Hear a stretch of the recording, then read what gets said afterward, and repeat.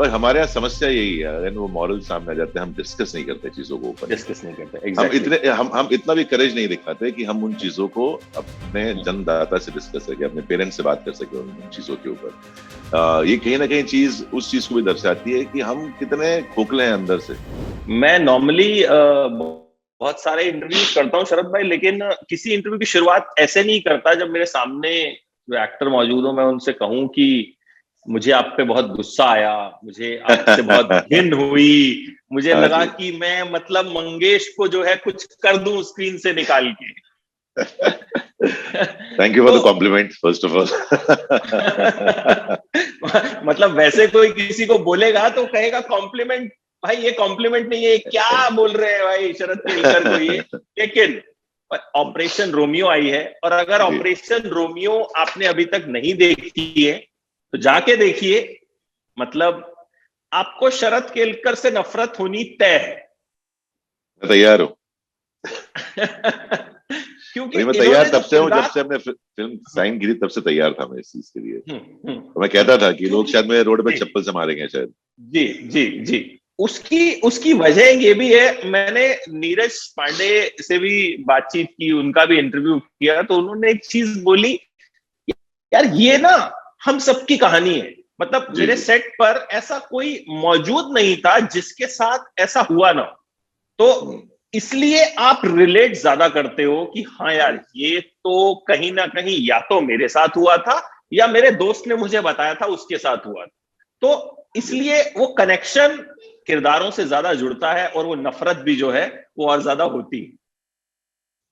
तो देखिए मैं भी कहता हूँ, जब स्क्रिप्ट सुनाई भी गई थी मुझे स्क्रिप्ट तब आई थिंक सडनली स्ट्राइक करता है ये तो हुआ है, ये एक फील हमेशा आता है सुनने के बाद। तो आई थिंक लोगों को फिल्म देखने के बाद जरूर फील आएगा कि मेरे अपने साथ या किसी अपने के साथ ये जरूर कभी ना कभी हुआ है या हो रहा है या हो सकता है। तो वो एक बेस्ट स्पेशल पार्ट है इस फिल्म का। मतलब मैंने जब ये फिल्म देखी, मैंने आई थिंक ट्यूसडे को ये फिल्म देख ली थी, मीडिया को फिल्म दिखाई गई थी, बहुत ज्यादा लोग थे नहीं, तो फिल्म खत्म हुई तो मेरा सवाल ये सबसे पहले था कि यार इतने कम लोग क्यों हैं, क्योंकि शायद इस फिल्म को उस तरह से प्रमोट किया नहीं गया।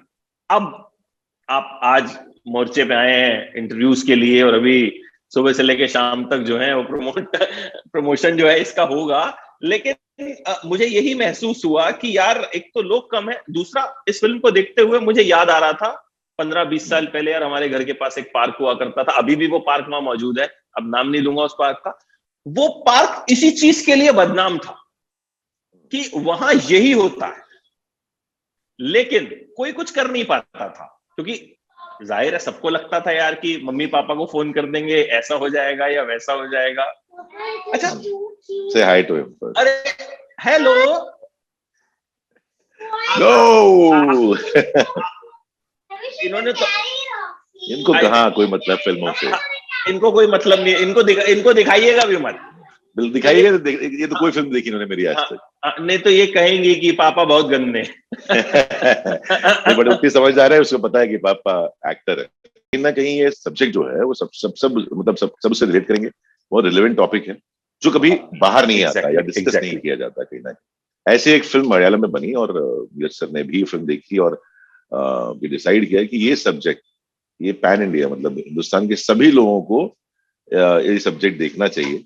और जब मुझे सुनाया गया तब भी मेरा भी यही ख्याल था कि हाँ यार ये सिर्फ मलयालम या सिर्फ केरला में ही क्यों फिल्म देखें लोग, ये इसको हम पूरे देश भर में दिखाएंगे कि हाँ ऐसी घटनाएं होती हैं और क्या होता है उन घटनाओं में, और कभी जो पेरेंट्स हैं उनके बच्चों के साथ क्या हुआ होगा शायद उन्हें पता भी नहीं हुआ होगा, या इन चीजों से कैसे अवॉइड कर सकते हैं या इसके रिपरकशंस क्या है। और बेसिक आपने पूरी फिल्म देखी होगी तो फिल्म के आखिरी 5 मिनट में एक बहुत ही बढ़िया मैसेज है जो आई थिंक हिंदुस्तान के हर वो एक जो अल्फा मेल या वो शॉर्नेस मेल को देखनी चाहिए, को समझना चाहिए कि हम मानसिकता क्या है हमारी। मैं मेरे साथ एक मेरी फीमेल कलीग भी हैं, वो देख रही थी, मतलब इस चैनल में नहीं है दूसरे में है, तो उन्होंने आके जो आपने जिसका जिक्र किया ना, उन्होंने आके सबसे पहले उस लास्ट सीन का जिक्र किया जिसके बारे में हम डिस्कस नहीं करेंगे भैया, थिएटर में जाके देखना, ठीक है। तो वो कहीं ना कहीं कनेक्ट जो है वो जबरदस्त हुआ, और हो सकता है कोई माने या ना माने, लेकिन हुआ सबके साथ ये है, किसी ना बिल्कुल किसी बिल्कुल पॉइंट सबके पे साथ हुआ है, हुआ। हाँ 100% हुआ कि छोटे या बड़े स्तर पर या कहीं ना कहीं हुआ जरूर है किसी ना किसी के साथ, हर एक के साथ हुआ होगा। बट हमारे यहाँ समस्या यही है, अगर वो मॉरल सामने आ जाते हैं हम डिस्कस नहीं करते चीजों को ऊपर नीचे। डिस्कस नहीं करते, एग्जैक्टली। हम इतना भी करेज नहीं दिखाते कि हम उन चीजों को अपने जन्मदाता से डिस्कस सके, अपने पेरेंट्स से बात कर सके उन चीजों के ऊपर। ये कहीं ना कहीं चीज उस चीज को भी दर्शाती है कि हम कितने खोखले हैं अंदर से। हम कितने, इतनी भी सच्चाई किसी को बता नहीं सकते जो हमारे साथ हुआ है, जिसको हमने झेला है। तो कहीं ना कहीं है उस चीज को बाहर निकालता है कि आप प्लीज अपने एटलीस्ट फैमिली से, अपने पेरेंट्स के साथ उतने लॉयल रहें, उनको विश्वास में रखिए। और उतना ही विश्वास पेरेंट्स को भी अपने बच्चों पे होना चाहिए। आजकल एक सवाल बहुत आता है ना, कहाँ जा रहे हो रात को, तो वो कहाँ जा रहे हो रात को का जवाब पेरेंट्स के पास ऑलरेडी होना चाहिए, या बच्चों को ऑलरेडी बता देना चाहिए, या उन्हें इतना यकीन बिल्कुल। होना चाहिए कि मेरा बच्चा जहाँ जा रहा है वहां वो सेफ है, या वो अपने आप को सेफ रख सकता है। वो एक सोसाइटी बिल्ड करनी है हमको। अच्छा, आपने ओरिजिनल देखी थी इससे पहले, या नहीं आपने कहा मैं नहीं देखूंगा? नहीं, वजह वजह वही कि मैं देखिए इन्फ्लुएंस ना वजह हो बताता हूँ मैं आपको। जाऊं। एक तो हाँ, कहीं ना कहीं एक होता है एज एन एक्टर ना आप, चलिए मैं बहुत वो नहीं मानता, लेकिन कहीं आप अगर 5% भी अगर इन्फ्लुएंस हो गए या इंटिमिडेट हो गए उस एक्टर से जिसने ये मेरा रोल किया है, तो आई थिंक वो 100% ऑनेस्टी आना मुश्किल है। वो 5% तो इंटिमिडेट आदमी हो ही जाता है कहीं ना कहीं मैनरिज्म में, कहीं ना कहीं छोटी छोटी चीजों में। तो मुझे नहीं लगता था कि मुझे वो फिल्म देखनी चाहिए। बनस्बत ये है कि उन्होंने बहुत अच्छा काम किया है सुना है मैंने, और उनको अवार्ड से मिले हैं इस रोल के लिए, ये भी मैंने सुना है। तो बट मेरा ये ख्याल था कि अगर मैं देखूंगा फिल्म तो कहीं ना कहीं 1 2 3 4 5 टका कम से कम वो एक इंटिमिडेशन हो जाएगा वहां पर। तो मैंने कहा वो नहीं देखनी चाहिए। तो आई थिंक शायद वही एक होता है ना, वही एक बूस्ट है या वही एक कारण है कि शायद लोग मुझसे नफरत कर रहे हैं ज्यादा।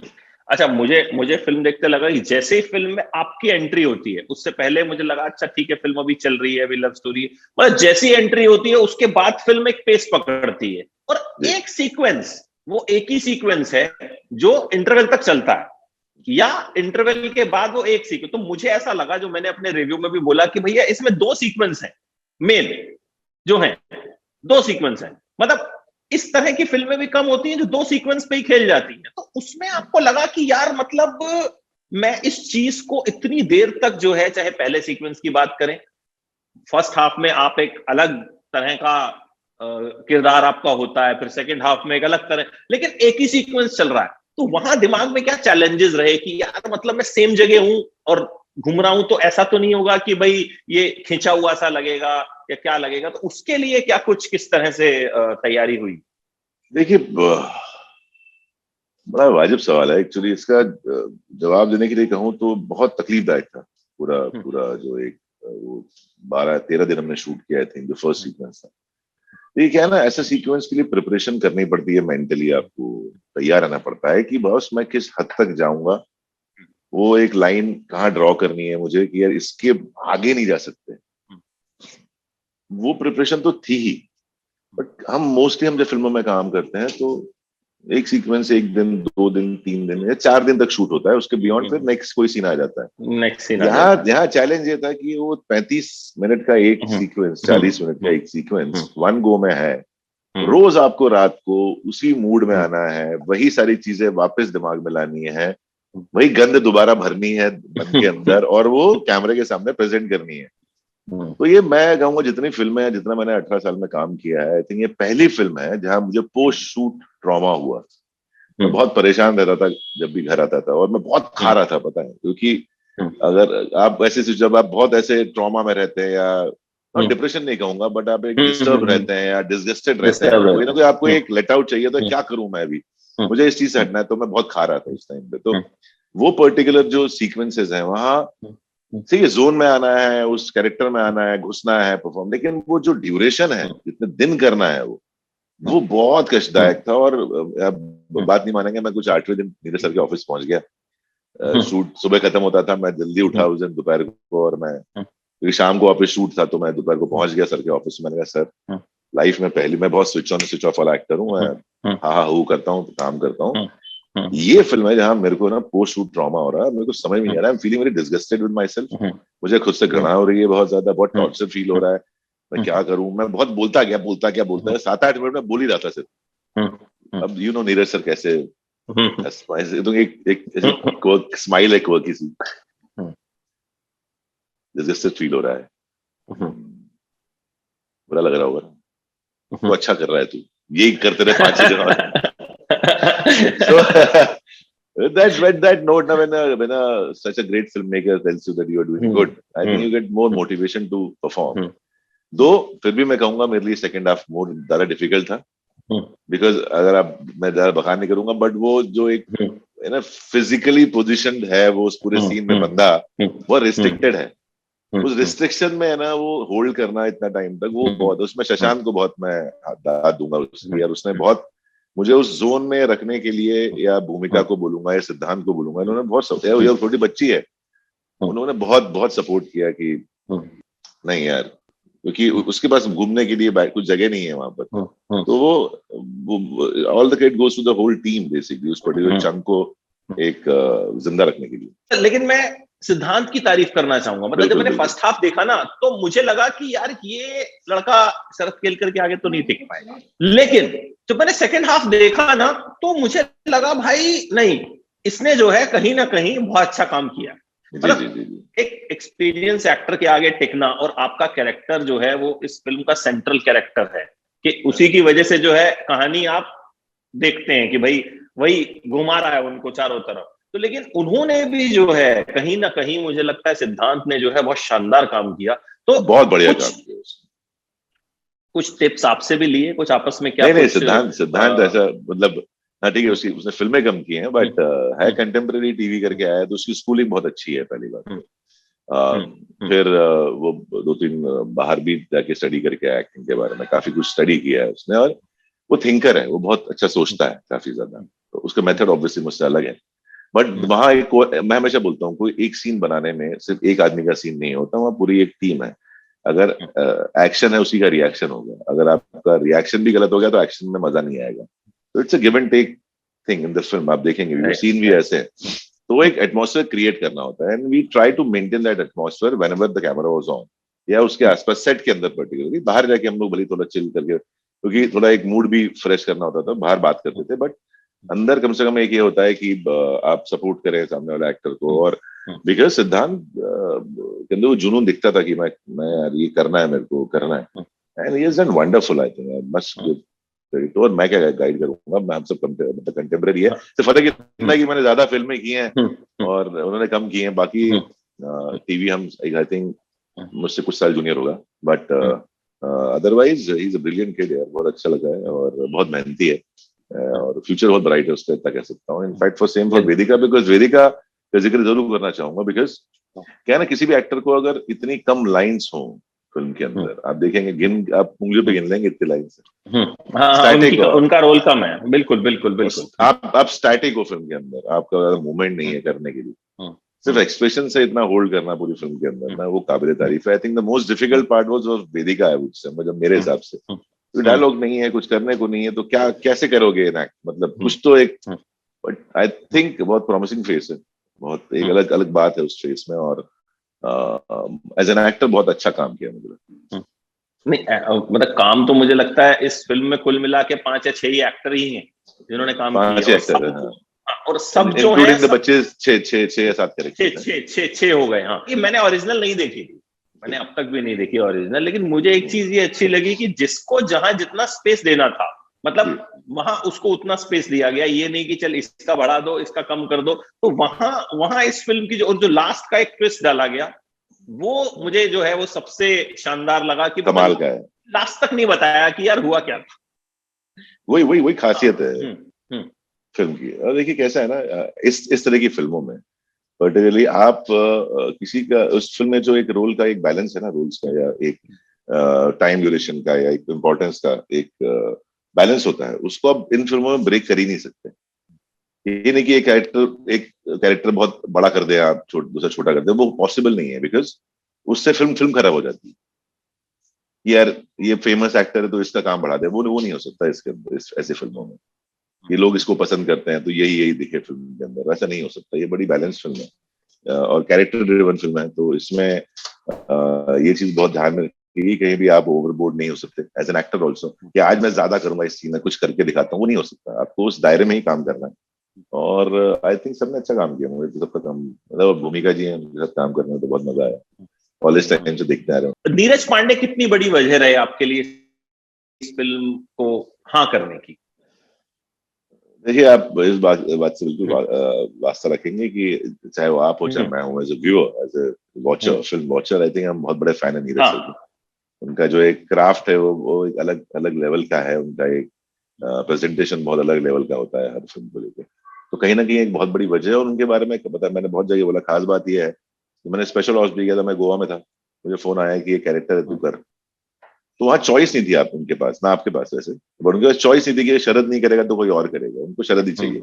तो फॉर दिस रोल ऑल्सो, अगर उन्होंने मुझे बुलाया तो मैं जानता था कि ये रोल सिर्फ मेरे लिए, और किसी को उन्होंने सोचा भी नहीं होगा दिमाग में।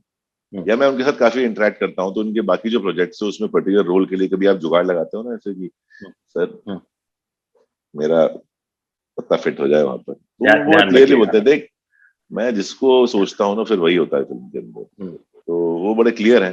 तो अगर मुझे फोन आया तो बहुत बड़ी वजह थी कि उन्होंने मुझे ध्यान में रखते हुए ही ये सोचा होगा इस फिल्म के बारे में। तो एक नीरज सर है कमाल के, बड़े सिंपल से आदमी है, सेंस ऑफ ह्यूमर बहुत ही सॉलिड है, और बहुत इंटेलिजेंट, बहुत पढ़े लिखे हैं वो, और बहुत कम बोलते हैं। वही मुझे ऐसा लगा कि इसके लिए शायद प्रमोशन थोड़ा सा कम हुआ, तो देखिए मतलब उन्होंने मुझे हाँ। देखिए, मैं बताऊँ, फिल्म का साइज और सब मैटर करता है हर चीज। और बिकॉज ऑलरेडी फिल्म्स लगी हुई हैं बहुत सारी, तो और चल रही हैं अच्छी फिल्म्स, ऐसा नहीं कहूंगा कि नहीं चल रही हैं। तो अब आप देखिए ना कि अगर हिंदुस्तान में 9,500 स्क्रीन है, उसमें से अगर बहुत सारी स्क्रीन ऑक्यूपाइड है ऑलरेडी या प्री बुक्ड है, तो उतना कम स्कोप है आपके पास, अब उसके लिए उतना ही मार्केटिंग की जरूरत पड़ेगी आपको। सिंपल सा लॉजिक है उसके पीछे, तो कोई ऐसा वो नहीं है कि बहुत सिंपल समझने वाली चीज है। मतलब मैं आपको बताऊं, इस फिल्म से मैंने इतना कनेक्ट किया कि मैंने इस फिल्म को जो मार्केट कर रहे थे, मैंने उनको मैसेज किया, मैं कहा यार तुम प्रमोशन क्यों नहीं कर रहे यार, तुम्हें थोड़ा और प्रमोशन करना चाहिए। तो कह रहे हैं आपको हमसे ज्यादा फिक्र हो रही है प्रमोशन की, हम कर रहे हैं। अच्छा, एक आखिरी सवाल, पीछे से फोन आवाजें आ रही है मेरे कान में कि खत्म मेरे कर भी दो कान में आ खत्म। रही है, हाँ। हाँ, एक आखिरी सवाल सर भाई, इन दिनों साउथ डब्ड फिल्म्स जो हैं वो खूब चल रही है, मतलब एक ट्रेंड जो है हम कह सकते हैं आ गया है। पुष्पा आ गई, RRR आ गई, KGF चैप्टर 2 चल रही है। आपने बाहुबली से इसकी कहीं ना कहीं एक शुरुआत की थी, एक जबरदस्त जो वॉइस ओवर आपने दिया था, वो आज भी मतलब लोग बाहुबली को एकदम अभी भी सबसे ऊपर मानते हैं। तो उस वक्त जब किया था, तो क्या उस वक्त लगा था कि ऐसा कोई ट्रेंड आ सकता है, और इस ट्रेंड को आप किस तरह से देखते हैं कि एक टेम्परेरी फेज है, या क्योंकि होता क्या है कि हम जब भी कोई आता है ना, हम एकदम से शुरू हो जाते हैं, अरे अब तो मतलब ये अब तो सब खत्म, अब तो खेल खत्म, ठीक है। लेकिन हमने देखा है कि कुछ फेजेस होते हैं जो आते हैं और चले जाते हैं। सो आप इसे किस तरह से देखते हैं? नहीं, देखिए, पहली बात तो मैं इस बात के बड़े खिलाफ हूँ कि मैं खुद बहुत सारी लैंग्वेज में काम करता हूँ, तो मैं किसी चीज को ऐसे नहीं बोलूंगा कि ये बाहर की फिल्में हैं, ऐसी फिल्में सब हिंदुस्तान की फिल्में हैं, अच्छी फिल्में हैं, सब पैन इंडिया फिल्म्स होती हैं। कितनी फिल्म रिलेट करती है बाकी स्टेट्स के साथ, ये उस फिल्म पे डिपेंड करता है। अब जहां तक बात रही बाहुबली की या KGF की या RRR की या पुष्पा की, देखिए ये सारी फिल्में जो हैं, आप देखें, अगर पुष्पा शायद कम टाइम में, बट बाकी तीनों फिल्में एक 3 या 4 साल के टेन्योर में बनी। ऐसी फिल्में बनती रहेंगी, वन ऑफ फिल्म्स, और आती रहेंगी, और उसमें लोग देखने भी जाएंगे, बिकॉज उसमें इतना amount of time, money, technology, scripting, writing, उतने बड़े स्टार्स, एक कंप्लीट पैकेज है। तो कोई भी देखने जाएगा पिक्चर, चाहे वो RRR है या वो KGF है या वो बाहुबली है या वॉर है या वो आप मेरी भी आएगी, बट ऐसी तानाजी हो, कितनी ऐसी इतनी फिल्में हैं जो पैन इंडिया लेवल पे कनेक्ट करती हैं, और जिनका प्रोडक्शन इतना बड़ा हो और लार्जर देन लाइफ फिल्में हो, वो फिल्में लोग देखने जाएंगे। इसको मैं ये नहीं बोलता हूँ कि अब ओवर शैडो या कुछ कर लिया है, इट्स अ फेज, ऐसी फिल्में आएंगी। अब शायद कोई फिल्म नहीं है आगे ऐसी इतनी बड़ी। ऐसा नहीं है कि इसके बीच में south Indian film, dub film नहीं आई, लेकिन किसी को पता भी नहीं है, किसी को पता भी नहीं। मुझे पता है कौन कौन सी फिल्में आई हैं जो चली नहीं है, जो हिंदी में रिलीज हुई है, में से कुछ साल पहले मेरी भी फिल्म आई थी, वो भी चली नहीं थी, जो डब फिल्म थी। तो ऐसा जरूरी नहीं कि हर फिल्म ओवर शैडो कर दे, कुछ फिल्म बनी ही ऐसी है जो पैन इंडिया के लिए होती है। अब जैसे फॉर एग्जाम्पल अभी हमें इंतजार है वॉर 2 का, हमें इंतजार है लाल सिंह चड्ढा का, हमें इंतजार है टाइगर का, हमें इंतजार है पठान का। तो ऐसी कई सारी फिल्म है जो शायद वापस, ऐसी बड़ी फिल्में जो आएंगी, तो ओवर शैडो नहीं है, एक समन्वय है। जब हमारे पास बड़ी फिल्में नहीं है, वहां से आएंगी कुछ बड़ी फिल्में, कभी यहाँ बड़ी फिल्म बनेंगी। मेरा सिर्फ मानना है सबके लिए अच्छा है, because industry is growing, exhibitors are happy, distributors are happy, actors are happy, सबके पास काम है, और इंडस्ट्री फ्लरिश कर रही है, एंड ऑडियंस आर हैप्पी, उनको बहुत सारी वैरायटी की फिल्में देखने को मिल रही है। So it's a good phase, it's not overshadowing, it's a bad phase और good phase for anyone particularly, सबके लिए अच्छा फेज है। बिल्कुल अच्छी फिल्में आती रहेंगी, और ऑपरेशन रोमियो भी एक अच्छी फिल्म है, और मुझे जितनी बहुत मंगेश अच्छी से फिल्म है। नफरत हुई थी, वो शरद से बात करने के बाद उनसे प्यार हो गया। Thank you sir, thank you तो so much. Thank you so much.